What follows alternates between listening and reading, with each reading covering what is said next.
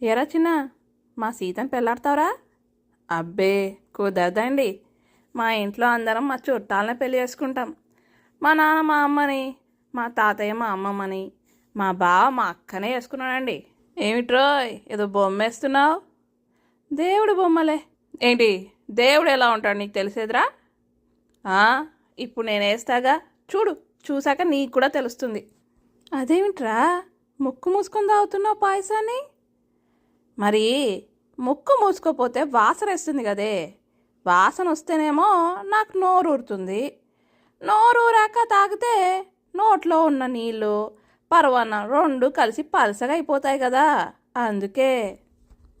ఆరిబడవా, రాత్రేం ఇంత పెద్ద దయ్యం చూశానురా నేను. భలే భయపడిపోయానురా. రాము, అది గోడ మీద నీ నీడ అయి ఉంటుందిరా.